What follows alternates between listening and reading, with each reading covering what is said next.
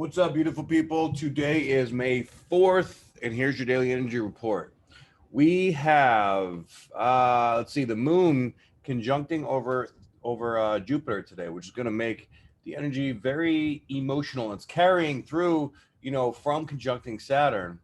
And while it was square to the sun, this is massive epiphanies, massive awareness, massive emotional wake-up call, okay?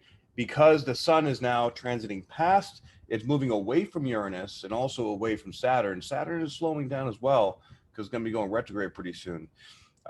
This is really powerful stuff. With Mars sextile to Uranus now as well, we're starting to integrate and learn and see about digging deep. Like this is deep emotional shit, like super deep.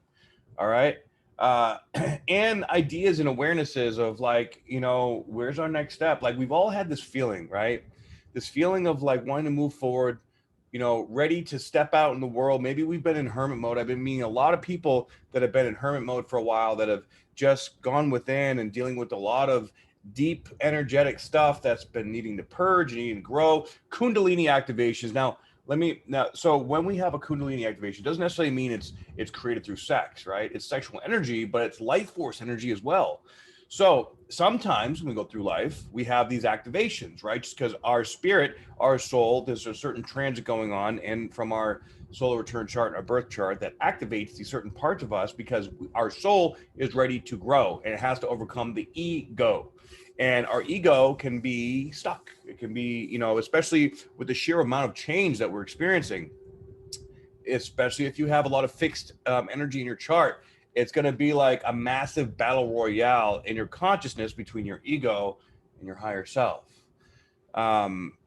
This is breaking open, breaking through, breaking past the barriers that we've been holding ourselves onto. And the older we are, the more difficult it seems to be because we get crystallized in our energy, right? Sometimes we get to a point where, like, say you want love for a long time and it just goes wrong over and over and over again. You just sort of lose hope, or you lose hope in getting this money or getting this different job, or you're just exhausted, or, like life has just beat you down a bit. All right. We're all kind of at that place where life has beat us down in some certain ways, and it's requiring us to step up and stand up into taking responsibility. But this isn't an ego-driven desire. This is our soul level desire.